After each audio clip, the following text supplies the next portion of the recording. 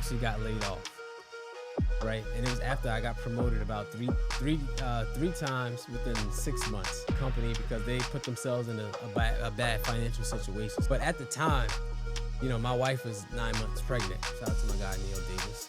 That was shout out to Neo. That was the course that we bought, and I already had the marketing experience, right? So while in the group, I was kind of posting like some of my stats, and people started to ask like, how are you doing this? Now, you were talking about this one client that you got. I was very intrigued. You said she has a trucking business, right? Yes. Tell me about that. Give a couple strategies in regards to Google ads for anybody who's looking to do that for their business. A lot of folks, they go on and they try to do it themselves, and they make mistakes that's costing them thousands of dollars, right? So the number one strategy I talked about is...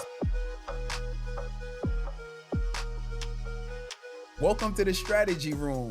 In this episode, we're really going to be talking about the behind the scenes strategy of success. That's really what this podcast is about, for people who are really the movers and the shakers of their industry. What's going on? Hey, man. How you doing? How you, man? All right, doing pretty good, man. I want kind of tell everybody, just give like a background of who you are, and then also some of the dope things you've been doing, because we've been having some conversations behind the scenes. So, my name is Salic. So I've been in corporate marketing for about 10 years, and I am obsessed with bringing small businesses, or just businesses in general, the visibility that they need in order for them to grow past, at least, whether it's $1 million or $20 million, right? By way specifically of paid media, right? So the more eyeballs that you have on your brand, the more that you can grow and scale. That's very similar to what I do as well. That's why we're vibing out too, right? Doing done for you acquisition and automation for coaches that are looking to grow and scale their business. So I really love that. How did you get into that? Like, what is your story from? Because I know you got like a corporate background too. So how did you get into that? Back in 2008, I built my first website, and the issue was trying to get traffic to it. So that's when I actually taught myself Google Ads, and this is back in 2008, right? And then I pretty much became obsessed with it, and that got me into the corporate part of it and doing it in a corporate environment before just kind of doing it on my own. Got it. So you went to corporate to do that. You said you were doing Google Ads. What kind of ads you were doing for corporate or marketing? Right. So it was a combination of it was Google Ads, Meta Ads, and it was also Amazon Ads as well. Interesting. Right. Okay, Amazon ads too. Okay, so you was doing that. Now, most people they'll get a job, they feel comfortable, they do anything. Right. What made you say, let me look at entrepreneurship and see what I could do on that side? What made you want to do that? In 2019, I actually got laid off.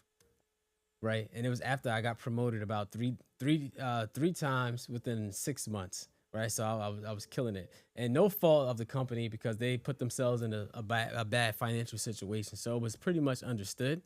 But at the time, my wife was 9 months pregnant, right? Then when I got laid off, I didn't have any insurance, anything like that. So I was kind of just like freaking out, and I kind of just drove and parked somewhere and just kind of thought, and I was like, listen, I'm never gonna let this happen again, and that pretty much sparked like my entrepreneurial career. Get out of town, and then you started getting clients with the Google ads and everything as well too. Yo, that's interesting. It's always it's so funny. I tell people this. If you ask any successful entrepreneur, there's always two moments in their life where they start something, but then there's another moment where they take it serious. And it's like it always needs to be something, because it was very similar for me. I started the coaching industry in 2015. Okay. And I joined the fraternity. Shout out the Phi Beta Sigma fraternity. I was able to graduate school and get into my cybersecurity career. So I started helping college students basically do the same thing: get through school and get in a career, make sure that you have a good time. And so at that point, I said, you know what? Let me start helping people, because I kind of figured out, I got a little sauce. I figured a little something out. So for 5 years, I basically like struggled to figure it out. I'm working my corporate job, but I'm still trying to figure my way out in business, making a little bit of money, getting a couple clients, but it wasn't enough to support myself. And to be honest, I don't really know if I was taking it that serious. You know what I mean? I was kind of doing it, but I didn't really lock in. But it's a very similar situation happened to me, where it was the pandemic. right? And at that point in time, you know, we got to downsize, right? And I was actually working for Johnson & Johnson at the time, and doing cybersecurity, and things were cool, but you know, had a manager, you know, some conflict there. There was a lot of things going on around that time, and I remember just the year prior, I was like, man, I just want to make, you know, if I could just make like $5,000 a month. At that point, before that, maybe like 2-3 grand. Right. And so I said, if I can make, but I was making over 6 figures in my corporate job though, and I said, if I could just like match what I'm making there, and so when I started having those issues with my manager, my spidey senses start tingling. I'm like, I don't know how long I'm gonna be here. Like, I feel like they just gonna like let me go. Something gonna happen, or I'm gonna leave. Right. Something is gonna happen. And I locked in for the year. You know, my son was born that year too. He was born that year. And I locked in, and 10 months later, I ended up getting let go. This is still 2020. It's towards the end of 2020, like October now. You know, and my son was born in the same week that I got let go. So you can imagine. But thank God, early in the year, I locked in, and you know, I went from barely getting in clients and making money to have my first $15,000 a month. Nice. You know what I'm saying? And I was building up to that point. You know what I'm saying? Where I was able to do that, but I was never able to make 5 figures a month initially because I didn't really take it serious. So, but once I thought, oh, my livelihood is on the line, stop playing. Back against the wall. You feel what I'm saying? Yeah, so, yep. you know, so all right. So how did you start to build up your name and sort of your reputation and you know, in the business? So after that, right after I got laid off, and I said, you know, we'll never let this happen again. So me and my wife, we actually opened up an event venue. Right, we're event venue. Shout out to my guy Neil Davis. That was shout out to Neil. That was the course that we bought, and I already had the marketing experience, right? So while in the group, I was kind of posting like some of my stats, right, in the data, and people were starting to ask like how are you doing this, right? And I was letting them know, hey, this is what I'm doing. This is the marketing that I'm doing, but I have the experience. So everyone started to say, hey, can you do this for me? Can you help me with this? You know, so that kind of like sparked it, right? So I started to bring on a few clients. We started to get really good results.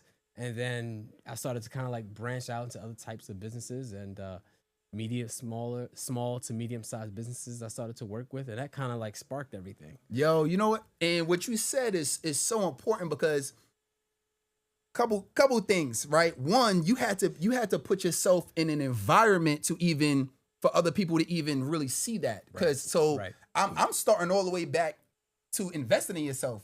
You invested in Neo's program, right? So that means you willingly put yourself in an environment to learn. Then something else you did was you got results for yourself.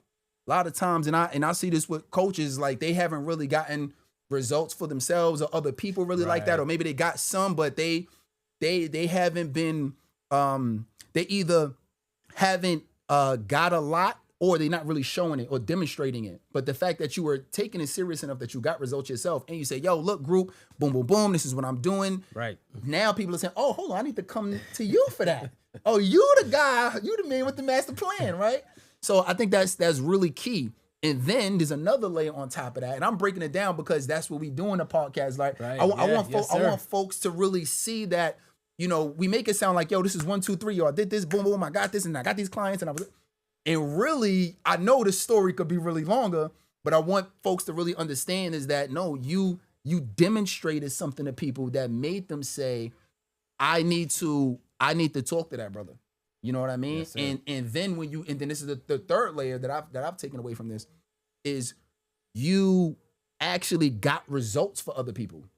So it wasn't just like I got results for myself. You was able to get the results for other people, and I'm sure that continued to snowball and transpire. So I love that. Now you were talking about this one client that you got. I was very intrigued. You said she's a trucking business, right? Yes. Tell me about that. It's called Lamar's Truck Sales. Very, very successful, very, very successful business in the trucking. So they sell box trucks, right? So they sell box trucks. So actually, and this is the power of networking too. I actually met Lamar at the gym, and he was telling me about his company, and then I was telling him about what I did, and he was like, you know what, I need exact what you do. I need that for my company, right? And he was already successful at that point. So, you know, we started. I actually helped with rebuild like the website and everything like that. That was one of the first things that I did. So, and then we put in a strategic marketing plan for him, right? So it actually started to get so busy that we had to go and hire a few VAs to be able to handle the volume that was coming in, right? Right. So we're talking about 500 to 600 calls per day. Per day. Right. Wow. I mean, that's huge. And I mean, and by the way, you said he had a huge business. I think you mentioned 20 million a year?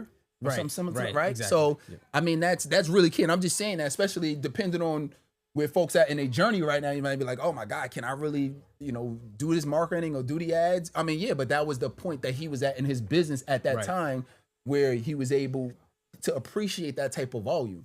Right. And actually now they're looking to scale into 2 more locations like around the United States. So. I love it. Okay, so let's give some advertising game. 2 brothers. Yeah, you know what I mean? Like we here, you know what I'm saying? So let's give a little sauce, right?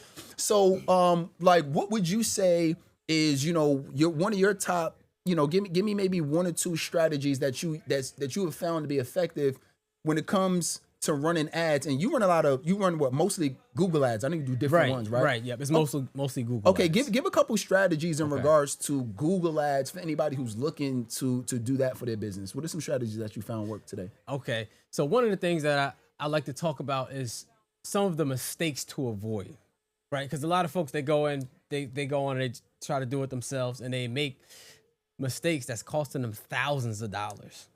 Right, so the number 1 strategy I talked about is make sure that you have your conversion tracking in place. Right, so some people say, hey, well, what is conversion tracking? Right, so what conversion tracking is that it's your ability to track your performance on how you're doing. Right, so like if you get a call or if someone goes to your website, they see your ad, they go to your website, they fill out the form. Right, so Google needs to be able to track that. So if Google cannot track that, then it's impossible to scale. So now you're just throwing money at the platform, and then you're not scaling, and then it doesn't work for you. So what do you track? So somebody says, okay, well, what am I supposed to be tracking? So what do you look for specifically when it comes to tracking? So it depends on what your goals are. So for example, if your goals is to get more calls, so there's some dentists that I work with, they want as many calls as possible, right? So or if you need people, like if you're a coach or something like that, you need people to book on your calendar, then we're tracking for calendar signups. Or if you just need someone to fill out a form, a simple form, like if you're a plumber, hey, we fill out a form, and then we'll call you back. Then we're optimizing for the form fills, right? So it really depends on what your goals are as a business, and that's what we track for specifically, depending on what your goals are. I love it. Let's go. All right, let's give us something else. What else? What else we got? So here's a secret hack, right? So if you connect your Google Analytics, right? So basically what Google Analytics is, it basically tracks all of the data, right? That's coming from your website, right? So like, who are the people that's coming from your website? Where are they coming from? What are their demographics? How do they rank in terms of income, right? So when you connect Google Analytics and you send that data back to Google Ads, then what happens is the Google Ads algorithm can go after people who are more relevant, who are more likely to buy your product and service. So now it's easier for you to scale because the people that's coming in to your business or calling your business and filling out the forms, these are the most relevant, ready to buy people, because we're giving Google the relevant data by connecting Google Analytics to your Google Ads account. Now that's some secret sauce. I love it. I have my own analytics, and I call it first-hand experience analytics, right? And I think I was telling you this earlier, where one of the first times I ran ads, right? So I want this to be an encouragement to my people who want to run ads, right? So so first time I ran ads. And I'm like, cool. Like I kind of figured out how to set it up. Yeah. And now I'm like, cool. I'm about to, I'm writing this. Now I got to write the ad. And I'm like, if you a coach and you are broke, busted, and disgusted, if you don't have 2 pennies to rub to your name, if there's too much month at the end of the money, click on this ad. I got you. Right. So I'm doing all of this, right? And I'm like, yo, it's about to be up, right? So so people clicking, people are signing up. So I'm getting all of these leads. And I'm like, yes. You're getting flooded with I'm leads. getting flooded. I'm like, yo, listen, I'm about to start teaching this, right? Selling it. Right. Yep. Right. But I'm doing it for myself. This is how initially I started building my coaching business. But something funny happened. I started getting on the calls with these people, right? This is the only interlooks I had. I'm on the phone talking to people. And now I'm hearing excuses on why they can't sign up. Yeah, sorry, Terrell, man. I'm just broke, busted, and disgusted. Damn, well, that sound familiar. I ain't got 2 pennies to rub in my name. Wow. Oh, that's kind of, yeah, man, it's too much month at the end of the money. I said, hold up. Something's going on. I said, okay, this is when I really started understanding about the messaging on who you talking to. Like, you really got to be very specific in who you talking to. So from that point on, I really started to understand, like, literally what you say, because I thought I just needed the people that really needed the help. So I was going after the people who wanted to make money, but I realized that a lot of times, depending on how you language it and who you talking to, they're not even going to have an opportunity to be able to invest in themselves because they don't have the the funds in that. So, but I love that. But at the end of the day, that's data. Absolutely, right? That's data. That's learning. So if you're saying, hey, are you broke, busted, and disgusted? That's exactly what you're attracting, right? Broke, busted, now they can't pay for your services and things like that. Mm-hmm. And so yeah, yep. That's so you got so you said you in corporate. Right. So you got the corporate, you say you got the trucking, right? Now what is that? How are you continuing to like grow this business now? Like what's your vision for where you want to take this? Yeah, I mean, I want to grow it as big as I can. Just pretty much like niching down. And I really want to grow it as big as I can. Some of the other industries that I work with that are really successful, med spas right now. Med spas are doing very, very well. Dance studios is also doing well. So let me ask you this. I'm gonna pause you for a second. Real quick. Yep. So how do you time? Let me ask you about your time because you're still doing the corporate, right? Right. So how are you finding time for all this? I don't know. Are you married? Or I am. Yep. Married, kids. Married, kids. So okay. So married, kids. Corporate, that's already a handful. Like that's your day's already done. Right? It's jam-packed. Right. All right. So, but then also, I know you have different projects and other businesses that you also doing too, right? In addition to the the marketing, digital marketing agency. How are you managing that with your time? So one of the things that I like to do is I'm an early bird, right? So I literally get up at like 4 a.m. So I'll get up at 4 a.m. and I'll start going to work, right? Creating ads, just working on projects. When I come home, right? Pause. Go ahead. What time do you go to work? I get to work at 8 a.m. So you leave because what I'm trying to, and this is funny because I have a lot of these conversations too before I went full time. Is that like this is literally how you have to grind? Yeah. So how much time do you have? By the time you step out, before you step out the door to the time you wake up, how much time do you have? About like 4 to 5. So 2 hours, right? Then like about 6, then I gotta start taking a shower and get ready to go. Got it. So you locked in for maybe 90 minutes to 2 hours. Right. Okay. Yep. Got it. Now, and then that's the time you're doing what? So at that time, I'm working on projects, depending on like what I have like going on. So I may be optimizing ads, just pretty much doing a whole fulfillment thing for my clients. Also working on because I do a monthly mastermind as well, right? So I'm kind of So like I'm prepping for that as well. I'm looking at my calendar because I have a lot of folks who book on my calendar.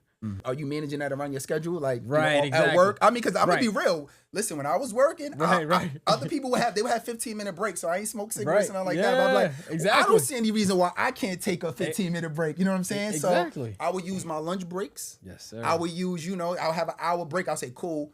I'm gonna take my strategy calls for 50 minutes, and then I'll hurry up and eat, right? And then so I would do that. So and then it will be on my ride home, and then in the morning. So. That's how I'm trying to get it fit. So Exactly. And that's exactly it. On my lunch, I got an hour lunch. I got to schedule a call within that hour. I'm right there. Go to your local Starbucks and Wi-Fi. and we got it up and running. As soon as, once the work is done, schedule a few more calls. And the power, and I don't want to jump the gun, but also the power of partnerships as well. Yeah, talk about it. Yeah, right, matter of fact, talk about that. Yeah, man. The power of partnerships. So I actually started working with a partner to help like grow and scale my own business. Because I'm not able to just do everything. So he's able to take calls as well from him and from his end. So that's powerful. Okay, what's so crazy?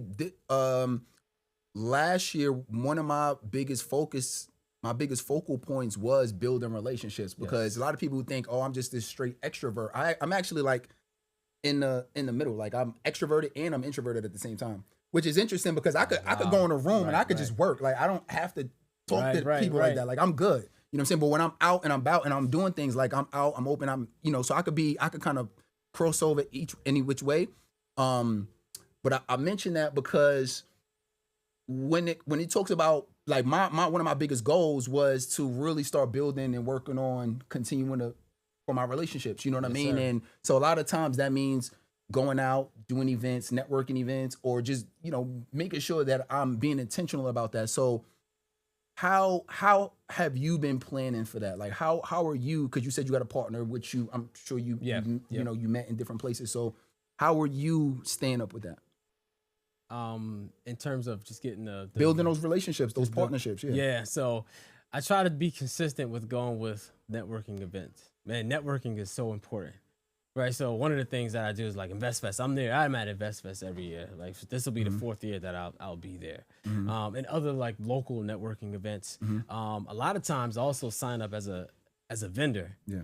Right. So when people are walking past, they look to see what I have to offer. And I get to networking with them. Yeah. And I network everywhere, whether I'm at the gym, I'm on my lunch, I'm always networking. Yeah. Right. And I think that's important. And that kind of like keeps everything flowing. Yeah. I love it. What kind of parting words do you have for folks, man? Again, the promise of this, man, is, you've been able to take things to the next level in your own business, and you continue to grow and scale. And I always want us to impart the knowledge that we've learned, because I feel like, that's what's going to continue to make our industry the best.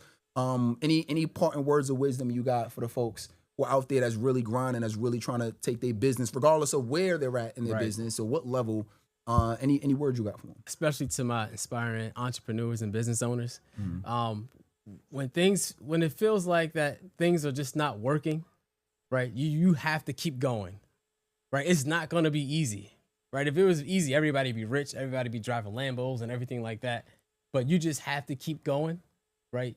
You're going to have some losses, right? I've had some losses, right? I've spent thousands of dollars on like, all sorts of things, right? So I've lost a lot of money, and I could have easily quit, but I just kept going. And things started to turn around. I know it's, people say, things like that all the time, but really you have to keep going, even when it feels like it's not working. But it's definitely going to work if you keep going, for sure. Salic, appreciate you for coming to the strategy room, and that wraps it up. Man. See you soon. Let's work. Let's go.